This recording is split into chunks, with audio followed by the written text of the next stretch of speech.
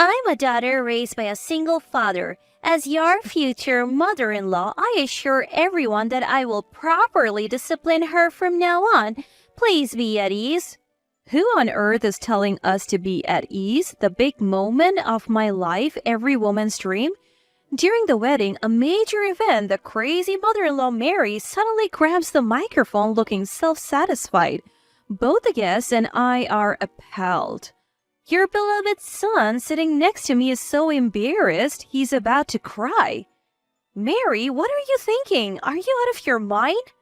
My name is Amy, a 32-year-old office worker. I met Potter, who's 2 years younger, on a dating app. After dating for 2 years, we decided to get married. We first went to my dad, who cried tears of joy. I naively thought Potter's parents would react the same, but that expectation was quickly dashed. No way, I don't approve. Someone you met through such an obscure method and moreover from a single parent? I won't accept it. I was taken aback by the uniquely outrageous Mary. Contrary to her father-in-law, Thomas said, "Hey, that's rude. Sorry, Amy. I still can't let go of my child. Please, take good care of Potter." I had heard Mary was a bit overprotective, but this was beyond my expectations. She's like a monster. Potter is an only child, and Mary and Thomas married late. Mary was 42 when Potter was born. Nowadays, meeting through a dating app is not unusual, but it seems they have a strong impression that no good people come from online meetings. Furthermore, they seem to really dislike the fact that I was raised by a single parent. Children of divorced parents have higher divorce rates. I don't want Potter to go through that sadness. What an absurd claim. I thought, where did she get that information? But it was clear Mary cared deeply for Potter. As she continued her high-handed attitude, I couldn't help but give a wry smile. Enough already. You don't know anything about Amy. Her mom didn't divorce. She passed away in an accident. Reacting to Peter's words, Mary said, "Oh, is that so? But still," she seemed about to complain when Thomas finally lost his temper. Potter is already 30 years old. Isn't it time you let go? Mary didn't seem fully convinced, but somehow we managed to get their blessings for our marriage. That's when my days of hell began. After the family meeting, I moved in with Potter. Mary's demeaning attitude was overwhelming even during that meeting. My parents, unlike Mary and Thomas, married early. I was born when Dad was just 20.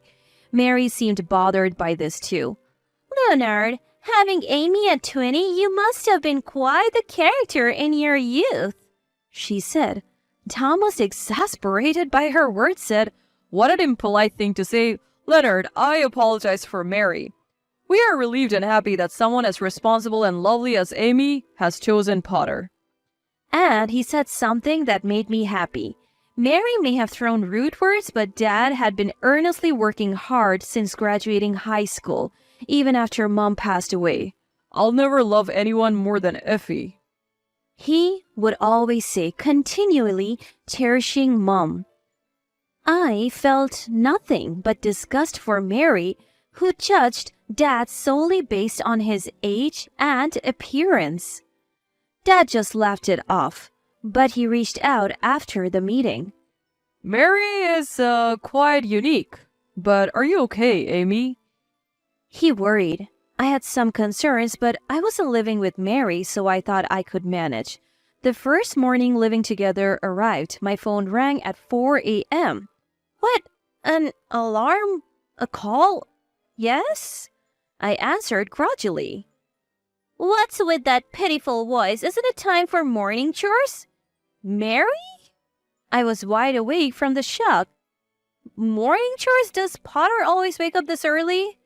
Annoyed by my questions, she snapped. Not his, yours.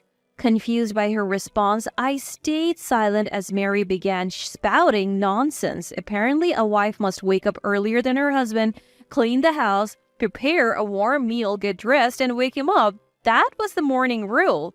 Losing my mom at a young age, I momentarily wondered, really? But I quickly came to my senses. Anyway, if you want to marry Potter, this is just basic, understand?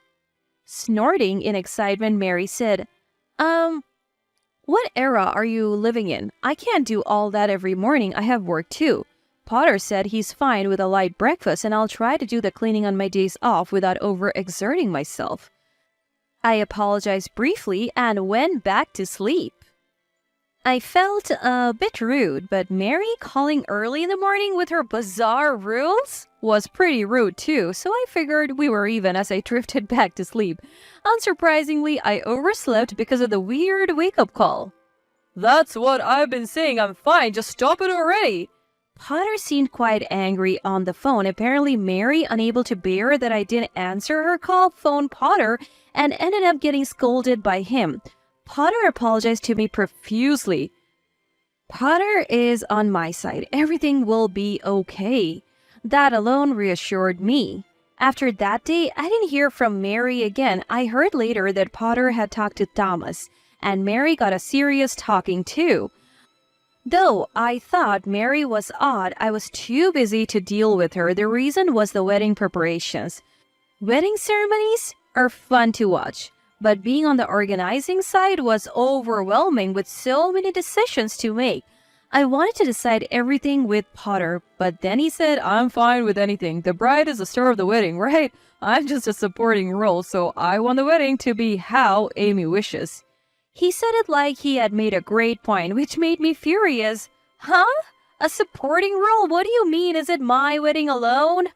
My frustration exploded and I burst into tears. Seeing me cry, Potter looked panicked. No, that's not what I meant. I'll work hard on the wedding preparations too. Let's make it a wonderful ceremony. And he said after that, Potter made sure to attend every wedding meeting with me on his days off. Though we had been drifting apart recently, we started laughing together again like before. Then came the day I was most looking forward to, choosing the wedding attire. I still haven't forgiven what happened that day. I was shocked when I arrived, because Thomas and Mary, whom I hadn't seen in a while, were there. It's been a long time. Why are you here today? Unable to hide my confusion, my smile turned strained. Why? When I talked to Peter yesterday, he said it was the dress selection day today. I came to see Potter looking handsome, Mary said in her usual domineering manner. I felt slightly dizzy at her words, and there was Potter, not looking the least bit sorry. Needless to say, the rest of the dress selection was not fun at all for me. Inside the dressing room, Mary was being overly enthusiastic. This one is nice too. Potter looks good in everything. Let's try that one next. Even the planner, Eleanor, seemed strained by the unexpected participation of Thomas and Mary. I have never seen a mom so involved in her son's outfit selection. Quite a mother-in-law you have there. Are you okay? She whispered to me, leaving me feeling embarrassed. Nevertheless, I refocused and chose a dress. Among the many options, I picked my dream mermaid-style dress. I had always admired its beautiful line since attending a friend's wedding. I had been dieting and even gave up my favorite chocolate attending the gym and spa just to fit into this dress.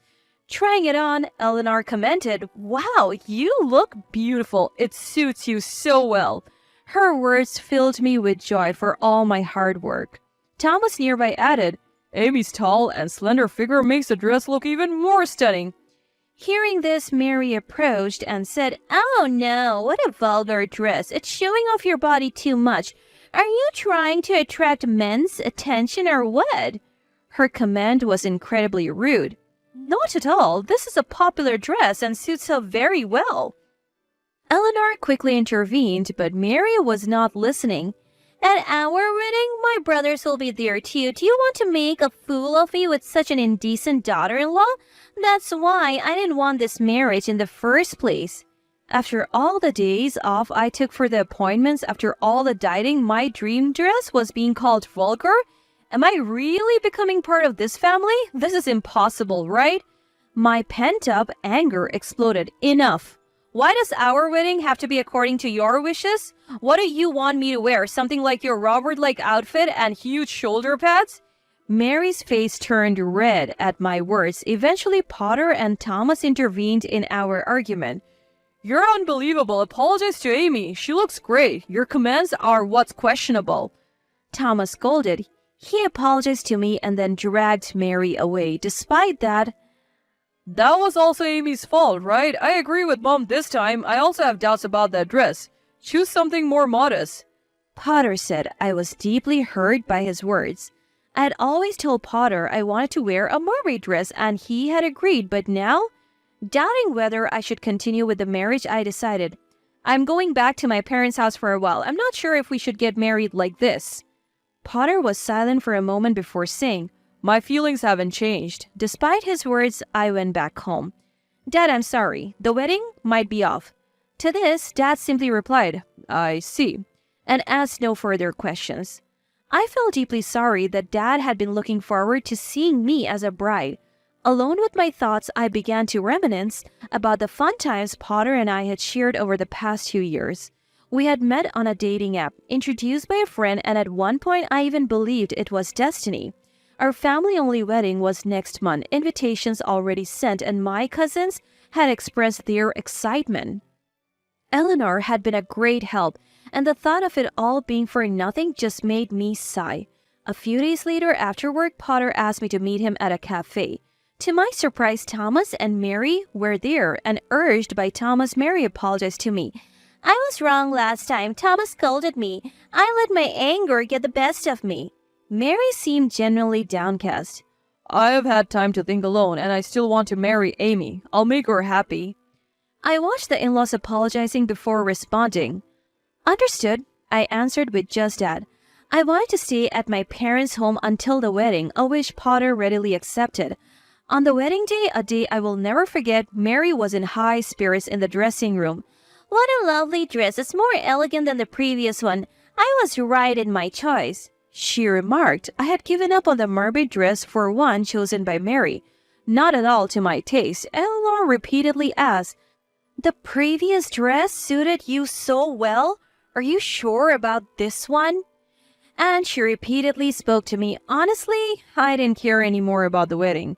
The family-only wedding proceeded smoothly until near the end when Mary stood up and grabbed a microphone. Thank you all for being here for Potter's sake, she began, to Potter sitting next to me. What? I haven't heard anything about this. As I tilted my head, Potter seemed to be in the same boat, shaking his head. Mary continued, Amy being raised by a single father will be disciplined by me, her mother-in-law, to learn the wife's rules. Rest assured, everyone. What did she just say? Mary looked pleased with herself, while Potter seemed embarrassed to tears. The audience was silent, perhaps thinking Mary was joking. A wife wakes up earlier than her husband to clean the house, prepare breakfast, and must always be well-groomed. At night, she cleans again and goes to bed after her husband. She proudly recounted the same things she had told me on the phone before. The guests showed visible disgust, and even Potter's relatives had strange expression. This is absurd. I watched Mary's one-woman show, wondering if this was her idea of revenge. It was utterly pointless. At this moment, Thomas, sitting next to Mary, interjected, Is that all you wanted to say? What? Mary seemed surprised that Thomas joined the conversation. I'm speaking now, be quiet, she snapped. No, I've had enough. Do you even have the right to lecture others? You used to be diligent with chores when Potter was home. But what about now? Thomas revealed that since Potter left, Mary had been neglecting household chores and he was doing most of them now. I couldn't believe how audaciously Mary had behaved towards guests. Thomas's revelation prompted laughter from some guests. Then Dad stood up. Is my daughter Amy being sent to prison or something? She can't live in such a house. Don't insult my precious daughter. Dad's words brought tears of happiness to my eyes. There were quiet claps around the room. Mary, with her face red and receiving cold stares, looked around in dismay. Amy, say something. Amy, isn't this situation awkward enough? Despite his mom creating the situation, Potter pathetically relied on me, so I stood up with the microphone. Ladies and gentlemen, I'm canceling the wedding here and now. We will return your gifts immediately. The room buzzed with murmurs, some clapping. Potter looked shocked. Mary, too, was surprised by my decision. As you can see, I'm not liked by Mary. The dress I'm wearing was chosen by her. The dress I really wanted to wear was deemed vulgar and indecent by her, and I can't follow her nonsensical rules, so I'm calling off this marriage. This declaration was met with applause from my relatives. Hey, what are you deciding on your own? I'm allowing this marriage. A son's wife should just listen to her mother-in-law. Thomas scolded her. Shut up now. Amidst the chaos, a relative from Potter's side spoke up. You, be quiet. Weren't you the one who was tormented by your mother-in-law in your first marriage and cried back to your parents' house? How can you do the same? Apparently, Mary had been divorced once and suffered greatly at the hands of her mother-in-law in her first marriage. Despite such an experience, what a dreadful person. Mary fell silent at this revelation. Huh? You're really canceling the wedding? I'll sue you for breaking up the engagement. Potter glared at me fiercely from beside me. But I wasn't scared at all. Huh? You dare say that while I was at my parents' house? You already engaged, brought a woman you met on a dating app to our home. I can't marry someone as despicable as you. Potter's face paled. Well, he stammered. Everyone, Potter just said he would sue me for breaking off our engagement despite him cheating during our engagement. I know everything, so go ahead and sue. How dare you say such a thing? Screw you. My revelation caused an uproar at the wedding venue with condemnation pouring in towards Potter. During my time at my parents' house, my friend Nettie contacted me. Is this your fiancé, Amy? The photo was unmistakably Potter, and it was from a dating app, where he appeared to be seeking a new relationship. I had deleted the app soon after meeting Potter, but he apparently hadn't. Perhaps he had been deceiving me all along.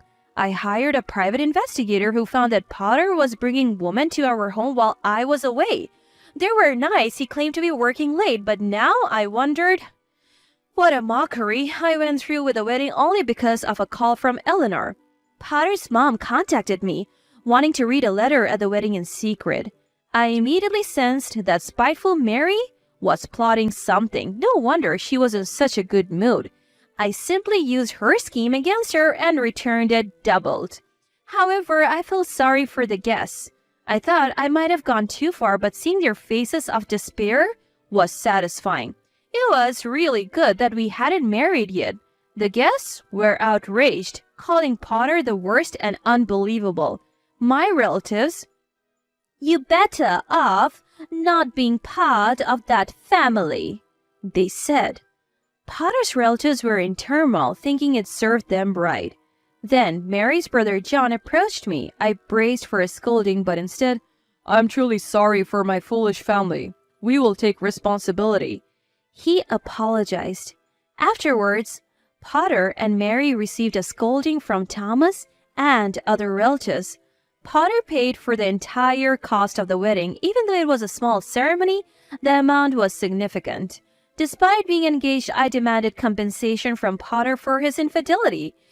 He audaciously protested this, but after being reprimanded by Thomas and other relatives, he reluctantly ended up paying. While Potter and Mary were the worst, the rest of their family were good people, and I was grateful. Potter had to beg his parents for money as his savings weren't enough. Thomas, exploding with long-held anger, said, "I don't care, sort it out yourselves," and left a divorce paper before leaving the house.